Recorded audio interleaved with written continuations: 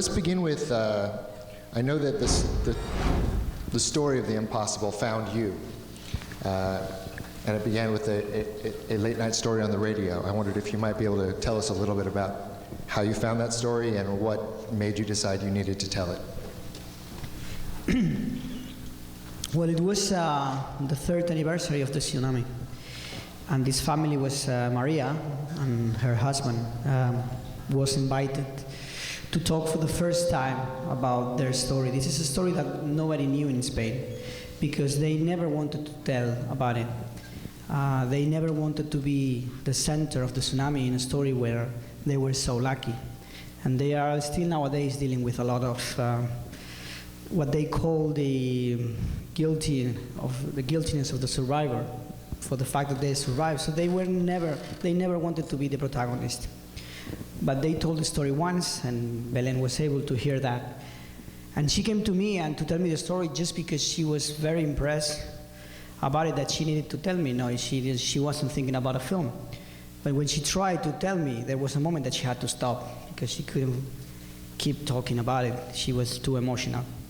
And I found myself 3 days after that telling to all my friends and my family the story, and I had to stop also. So I realized that there was an emotion in that story that goes beyond the context of the tsunami and talks about ourselves and talks about human conditions, human condition in a very universal way. Sergio, I know that you worked very closely with Maria in terms of helping draw her story out of her, and I know that even in the process of working with her, you bonded over some traumatic experiences yourself that then helped her remember and tell you her story. I wondered if you could talk about that a little bit. Well, yes, we met her I think it was in April 2008, and she just, our first meeting was like 4 hours of conversation. And on that meeting, there was an immediate bond because I had just come out of a really horrible traffic accident. And to me, in the first minute, there was like something very interesting to explore, which was how do you remember something that when something that traumatic happens to you, usually it's erased from your brain, and then it comes back, and when it comes back, it's somehow transformed. It's not just a memory, but it's like a mixture of the memory and what other people told you and your dreams. So that was one of the things that helped us structure the story, and I think that was one of the first ideas that was in the treatment, to cut from the moment, the first time the wave comes, you don't see what happens, and it comes back in the end. And it's sort of, it starts out as something that looks like a memory, then it's almost a shared dream with Lucas, and then it just becomes something entirely different. It's almost like a sort of a spiritual experience. And we wanted to leave like a white canvas so that the audience could just fill in with their own experience and their details what's actually happening in there. But yeah, it was beautiful. It was just, she gave me like a richness of detail enough to make like 5 different movies. So the difficult thing was which story were we going to tell and who we were telling it for. And for me also the most difficult thing was to match the beautiful simplicity of some of the details and the lines of dialogue she gave me, like, I cannot see you like this, or things like that. It's like, there was something so truthful and honest that it was really hard to make my writing as invisible as that. I know that a lot of the work that you did in the film, you were interacting with actual survivors of the tsunami.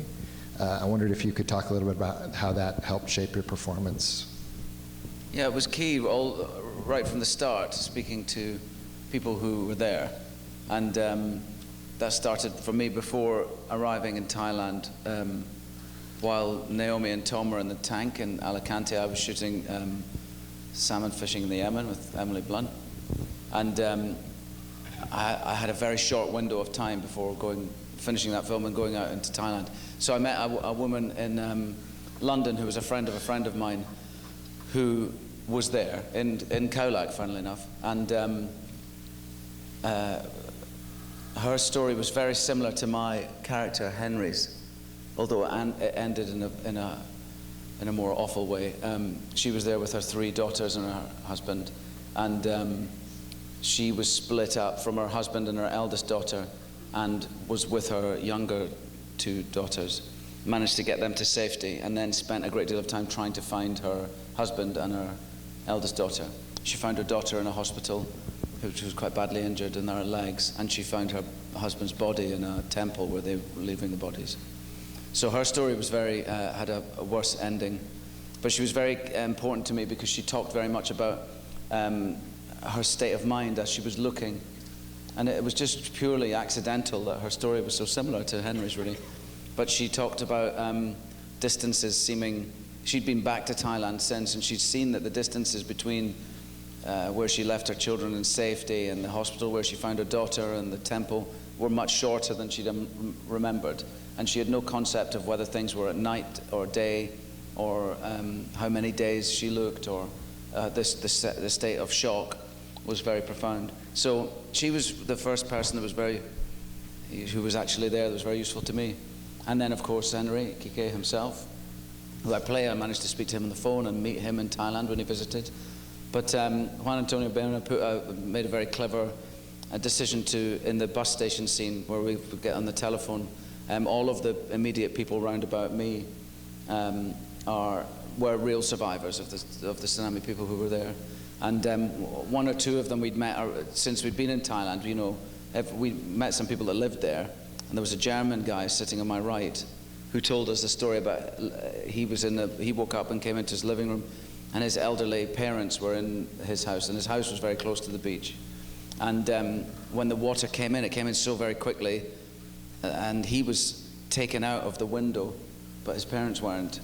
And he lost both his parents. But he told us his story. His story was devastating and accurate, and he talked very clearly about the moment he was dragged into another building and was going round and round in this building and tumbling around in a sort of vortex. And he talked about there being evil in that room, and they felt very clearly that there was something very evil there. And that there came a moment where he had a decision where he could choose to live or die, and he remembers it very, very clearly, that it was very simple, that he could live or he could die. And he decided to live, and immediately was sucked out of a window of that building to safety, and then ended up on a rooftop. But the way he spoke about his passage was very key to me, because he talked about when he got up into some high ground, he was finally, because he was stuck on a roof with some people for a very long time, and they had to swim over to other buildings, and they eventually got on the land and they went up high. And he said at one point he got to a place of safety where he took himself over to the side of a building so that he could sit down and cry. And he hadn't had the luxury or the time or the opportunity to do so. And so he took himself over there, sat down, and wept and wept and wept. And then when he'd finished, he got up and then he carried on. He had to find his wife. His wife was in Phuket City, I think. So there were always people who had been there around us. We were shooting there where it happened. All of the hotels that we were all staying at were hit by the tsunami. The staff of those hotels had stories to tell us. All of our Thai crew were mainly affected by the tsunami. They had stories to tell us. So it was always present in our shooting.